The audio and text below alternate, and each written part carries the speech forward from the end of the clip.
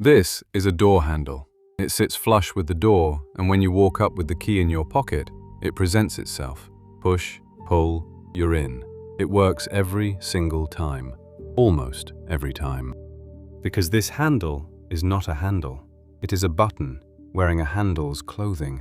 And the story of what happens when it stops being a handle involves a man who had to climb out of his own burning car through a window, a federal standard that keeps your door closed but never promised to open it. A country of 1.4 billion people that just banned this design outright, and a second handle, a real one, mechanical. It is in your car right now, and the company that built it knows most people will never find it. There it is. On this car, it is a small lever ahead of the window switches. Pull up, and the door opens with no power at all, because this one is connected to the latch with an actual cable, metal, through the door, to the latch, the way every car door worked for 100 years. On other cars, it is behind a rubber mat in the door pocket, under a carpet flap, beneath a plastic cover you would swear was decoration. Some cars only have them on the front doors. In the back, there is nothing to find. And that is the part worth sitting with. The backup exists. It is engineered, tested, installed at the factory. Then it is hidden, on purpose. Not because anyone wants you trapped. There's a mundane reason, and we'll get there. But between the mundane reason and you, there is currently one bad night and a federal document dated July 24, 2026 that says nobody is required to fix this, yet. Here is what actually happens when you open a modern electronic door. You pull the handle. The handle tells a computer. The computer tells an electric actuator. The actuator opens the latch. 4 steps, and 3 of them run in the car's 12-volt system. Which means the question that matters is not, does the handle work? It is, what does the handle do when the 12 volts is gone? In a crash, in a fire, in water, or, the quiet version nobody makes videos about, a dead battery in a parking garage? The answer is, nothing. You pull, and it asks a computer that is no longer there. In November 2025, a man named Kevin Klaus wrote a letter to the federal government. His Tesla Model 3 had been in a head-on collision. The car lost all electrical power and caught fire. The door handles stopped being handles. He knew there was a manual release somewhere. He could not find it. So he climbed into the back seat and got out through a rear passenger window. And then he asked the government to investigate whether a hidden emergency release actually complies with the law. The government's answer is the strangest document I have read this year. Every car sold in America has to pass Federal Motor Vehicle Safety Standard 206. It is the door standard. It has existed for over 50 years, and it is very good at its job.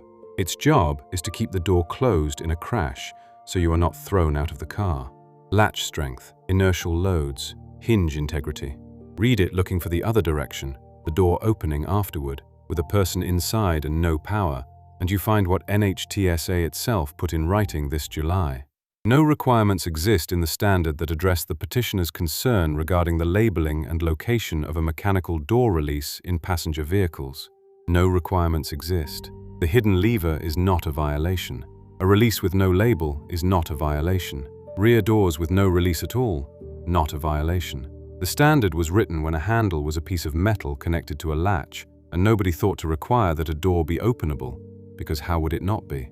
So on July 24, 2026, the agency did 2 things in a single notice. It denied Kevin Klaus's petition. Case closed, no defect, because you cannot violate a rule that does not exist. And in the same document, it granted a different petition, one asking for a brand new standard, quote, to mandate a robust and obvious door egress system in all motor vehicles. Rulemaking is now open. Both of these things are the government agreeing with him. Their own analysis says, in their words, that a concealed or hard-to-locate door release can result in a severe injury or death. They just also concluded that today, it is legal. One number from that document. Out of 179,031 cars like his, NHTSA's complaint database contained exactly 1 complaint about this, his. Meanwhile, Bloomberg went through police reports, fire reports, and autopsy files going back to 2012 and counted at least 15 deaths in crashes where the doors of these cars could not be opened. 1 complaint in the official database, 15 bodies in the paper trail. Those are different measures of different things, and I'm not telling you they contradict each other. I'm telling you what the gap means. People who do not survive a car fire never file a complaint, and people who do survive one do not usually go looking for a federal docket. So nothing requires it, which means every one of these was a choice, and the companies did not all make the same one. Ford's Mach-E has a mechanical release, and it is not buried in a pocket. It is the lever you already use. A short pull opens the door on electric power. A long pull, past where it normally stops, pulls a cable instead. Same lever, two jobs, and nothing on the door tells you the second one is there. You could be holding it and not know. The back doors do not have one. Then there is the Hyundai Ioniq 5. In North America, the inside handles are mechanical, front and back. 12-volt system dead, you pull the handle, the door opens. There is no emergency release because the handle already is one. That is the part I keep turning over. This was never physics. Somebody decided, and Tesla did change it.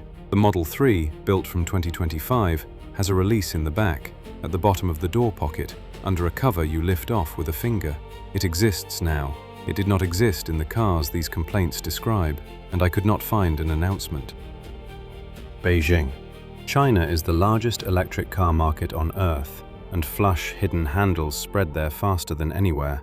So did the failure. High-profile crashes, where bystanders stood at the window and could not get the door open. Their regulator ran the same analysis NHTSA ran. Then it did the thing NHTSA has not done. It wrote a mandatory national standard for door handles. Starting January 1, 2027, fully hidden handles are banned on new cars in China. Every exterior handle must leave enough physical space for a human hand. The standard specifies the millimeters, and every door must open mechanically from the outside and from the inside, with no power, even after a crash, even after the battery catches fire. Models already on sale get a grace period. It runs out in January 2029. Europe's crash test authority has already moved. Starting with its 2026 protocols, a car cannot score well unless its powered door handles still work after the impact, and handles that offer nothing for a human hand to grab are penalized. Not a law, just a rating no car maker can afford to fail. And in America, the rulemaking that opened this July now enters the slow machine. Data gathering, public comments, drafts, industry responses. People who follow this process say a rule with an actual compliance date is unlikely to bind before around 2030. So here is the timeline you are actually living in. Within 3 years, every new car sold in Shanghai will be required to have a door that opens by hand. No power needed, guaranteed by standard. For the car bought in Ohio, there is no such date. Same handle, same failure mode. The difference is which line you are standing in. I promised you the mundane reason they hide it. It is this. A visible release gets used. Passengers pull it instead of the button, constantly, out of 100 years of habit. And on cars with frameless windows that matters, because the glass is supposed to drop half an inch before the door swings, and the mechanical release skips that step, so the glass drags the seal on its way out.